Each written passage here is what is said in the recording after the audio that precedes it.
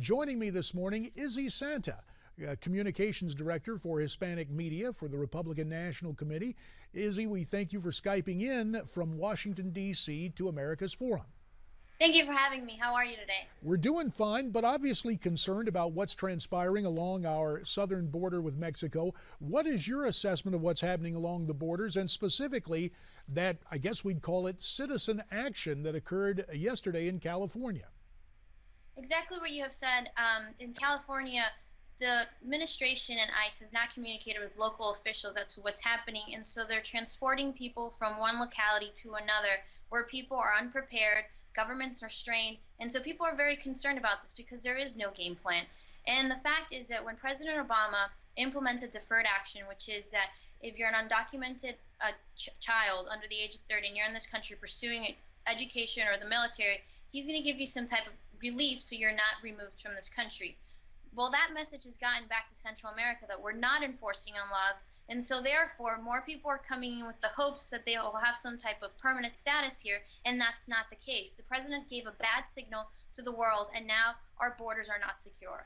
And you touched on this, but it bears amplification. For lack of a better term, we'll call it Hispanic media, but to be more specific, newspapers in Central America picking up on the statements of the president on all the deferred action. And now the president comes out on the alphabet networks, on United States media, and says, hey, don't send your kids. Is that the equivalent of a nudge and a wink to those who hear this message after the fact? I think we have to put it in a bigger, broader context. This president is full of speeches. He likes to give speeches to make sure people know he's actually taking care of the situation, but he's not. The fact is, no one will listen to a president or to an administration if they don't actually enforce the laws that are on the books. So it doesn't matter what the president says to people in Latin America. While it's welcome that he is fighting back against misinformation, the fact is there needs to be an actual deterrent so that people know if you're coming to America, realize, A, your children face a hard time coming over because they may die, unfortunately, due to the struggles of coming to the border. But two, the fact is that they may not have status here. We are not a country that is just has open borders. Izzy, a couple of afternoons ago, the president went out to the Rose Garden, and we were treated to what seemed to be a combination lecture and temper tantrum, basically saying that he is going to take executive action on immigration if the Republican House does not move a bill. What is the position of the Republican National Committee on that pronouncement? Look, at the end of the day, right now, people need to remember that there is an immigration system that currently exists. It's not that the United States does not have immigration laws. It does. And the president needs to follow those laws and make sure that he's working with Congress and giving updates not just to the federal government, but to localities who are struggling to manage the situation because resources are limited. So the president really needs to come and work with Republicans. But this idea that the power of the pen and his phone is going to solve our problems is not good. And two, it hurts his polling because more Americans believe that he has mishandled the situation than ever before. And according to the poll from, and we'll get to a Quinnipiac poll in just a little while, but the Investor's Business Daily poll yesterday showed that 59% of respondents, 59% of Americans have real problems with the president's pronouncements and actions toward illegal immigration. So this is not helping him. I know that there is a rift or a difference of opinion within the Republican Party about what action should be taken. However, you just made the point that if there is suspicion that the president will not faithfully execute the laws in a variety of settings, it would essentially make any new laws on immigration in effect moot. But I'm interested in getting beyond that to what I call the myth of the monolith, Izzy Santa, the notion that the Hispanic community is of one voice and that the Hispanic community welcomes amnesty or some sort of relaxation of law. That's not the case, is it? The number one issue for Hispanics is education, then followed by jobs in the economy, then followed by healthcare, and then immigration. Immigration is important just because of what we're seeing on the border, but it is not a priority. And the fact is that when it comes to the midterm elections, voters are going to be moved by more than just immigration. It has to be a broad appeal that you do to the Hispanic community. So while I do understand what immigration advocates are doing, they're being very mindful of the humanitarian crisis that's happening, and we need to respect the children that are coming across the border. But at the same time, we cannot disregard our laws. And the fact is that Democrats have an uphill battle when it comes to not just appealing to the Hispanic community, but also to making sure their immigration laws are enforced. Well, you talk about the Democrats. Nancy Pelosi paid a visit to the border over the weekend, and when you heard some of the things she had to say, how do you think that visit was perceived? Just political posturing? I think the Democrats for a very long time have been using this issue as a political football.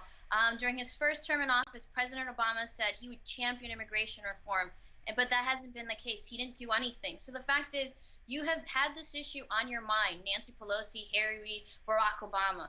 The border has been there since you were in office. This is an issue that has been neglected.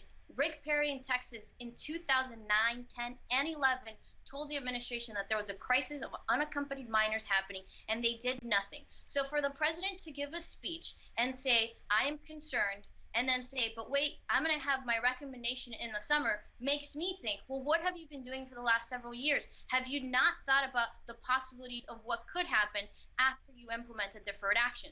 The fact is, the president has no plan, continues to have no plan, and is just big, full promises just to do what I call Hispandering to the Hispanic community. Hispandering. That's an interesting play on words, Izzy. I like that. We'll give you the proper credit as we incorporate that into our political lexicon for the days ahead. We'll move from terminology now to numbers, Izzy. I talked earlier about the new poll from Quinnipiac University. The headline on it reads, Obama is first as worst president since World War II. Quinnipiac University national poll finds more voters say Romney would have been better. And we have the graphics up showing that Mr. Obama, among these respondents, rates among 33% of them as the worst president since World War II. Now, Republicans likewise have some difficulties because George W. Bush is second in that category at 28%. But perhaps looking ahead instead of looking behind, 45% of the respondents said America would be better off if Romney had won in 2012. And what's interesting, you'd expect a majority of Republicans to say that, but also a majority of independents said that for a 45% rating there. And 54% of respondents point out or have the perception that the Obama administration is not running the government competently. Interesting when you put it head to head, George W. Bush and Barack Obama, 39% say Obama is a better president than was Bush 43, but 1 percentage point more, 40% say Obama is worse than Bush, and leading the category as the best president in the post-war era, Ronald Reagan at 35%. Now, Izzy, there has long been a metaphor used for the way in which presidents are remembered in history, started by the American people. There's almost this mythical stock exchange where, based on the times and based on what's going on, presidential popularity rises and falls. But to see this for the current inhabitant at 1600 Pennsylvania Avenue, this does not bode well for the left in looking at the midterms, given that linkage between the president and his party. If you look at the overall context of this administration, they have failed not only the American people, but most importantly, their base. Whether it be women, whether it be the young people, whether it be Hispanics. The fact is that on every major category, they have failed. Obamacare has hurt so many families, so many small businesses, and so many young people that just can't even afford the penalty or can't even afford the prices themselves for healthcare.